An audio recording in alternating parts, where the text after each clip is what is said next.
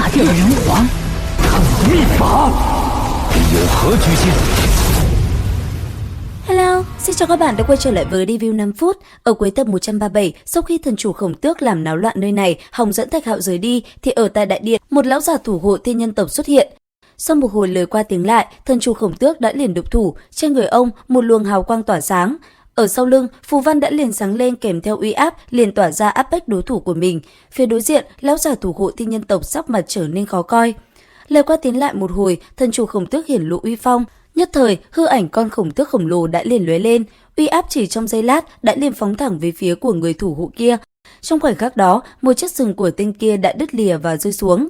Thế vậy, người thủ hộ thiên nhân tộc sợ hãi, còn thân chủ Khổng Tước nhìn đối thủ, ông lại lùng quát: "Người đã già rồi, không phải là đối thủ của ta."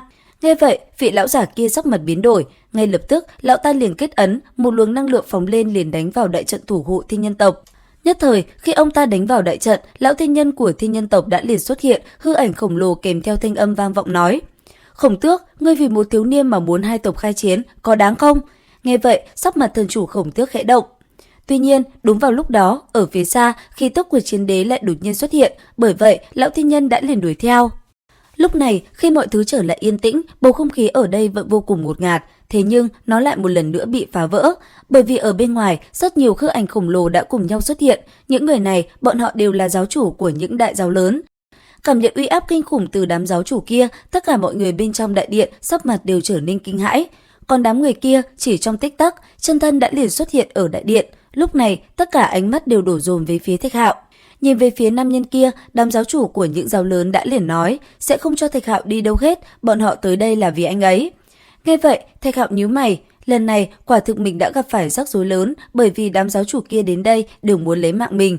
Còn thần chủ Khổng Tước, mặc kệ đám người kia xuất hiện, ông vẫn đứng ra bảo vệ Thạch Hạo, thế nhưng đám người kia vẫn muốn động thủ. Tuy nhiên, trong lúc đám giáo chủ kia định hành động thì ở bên ngoài, một thanh âm trong trẻo đã vang lên nói: "Ai dám động vào hắn?" Dứt lời, thân ảnh Diệp Khuynh Tiên đột nhiên xuất hiện, bàn tay đưa lên, nằm búng nhẹ, kinh khí liền tỏa ra khắp nơi này. Sau đó, nàng chậm rãi tiến về phía Thạch Hạo cùng thần chủ Khổng Tước và chắn trước người họ. Thấy vậy, Thạch Hạo kinh ngạc vô cùng. Còn Diệp Khuynh Tiên, sau khi tới gần, nàng liền cầm lấy tay kéo Thạch Hạo đứng dậy, nhân tiện nàng còn truyền cho anh ấy một chút sinh lực. Lúc này, nhìn Thạch Hạo mới lại có một chút sức sống, còn đám giáo chủ của những đại giáo lớn nhìn thấy nữ nhân kia, bọn họ không biết nàng là ai, thế nên một cuộc võ mồm liền diễn ra, thế nhưng đứng trước đám người kia, Diệp Khuynh Tiên lại chẳng kinh dày gì. Ngay cả Khổng Cầu Kỳ, ông cũng dám thẳng tay chỉ mặt đám giáo chủ của những đại giáo lớn, bởi vậy, sau một hồi lời qua tiếng lại, đã có người độc thủ. Ngay lập tức, Diệp Khuynh Tiên đã liền thu lấy cơ thể tên quản ngục, người đã hành hạ Thạch Hạo lại và túm lấy cổ hắn. Thấy vậy, ở phía xa kia, giáo chủ của cung hỏa ma là Xích Vũ Hạc đã liền độc thân, một thanh kiếm đỏ như máu liền đánh về phía trước. Đối diện với nó, Diệp Khuynh Tiên cũng dùng ra phù văn đỡ lấy công kích, chỉ sau tích tắc, phù văn đã liền phá tan đi thanh kiếm kia, đồng thời dùng kình phong để ép xuống người tên quản ngục. Chứng kiến chuyện này, đám giáo chủ của những đại giáo lớn đều kinh ngạc. Cuối cùng, một tên tiên thần của thiên nhân tộc độc thủ, chỉ trong tích tắc, hàng chục đạo ảnh kiếm đã liền xuất hiện, đánh thẳng về phía trước. Thế vậy, Diệp Khuynh Tiên liền lôi người tên kia ra đỡ lấy, trúng toàn bộ mũi kiếm kia, tên kia gần như bỏ mạng.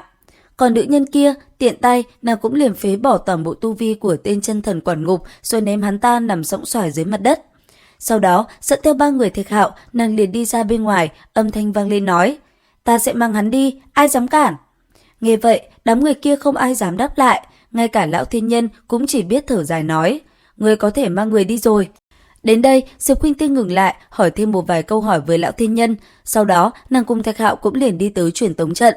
Nói vài lời tạm biệt với mọi người, Thạch Hạo liền lên truyền tống trận và rời đi, thế nhưng phía sau anh ấy, Xích Vũ Hạc đã bám theo và công kích. Đến đây thì hết tập 138 Thế giới hoàn mỹ. Xin chào và hẹn gặp lại các bạn ở những video tiếp theo.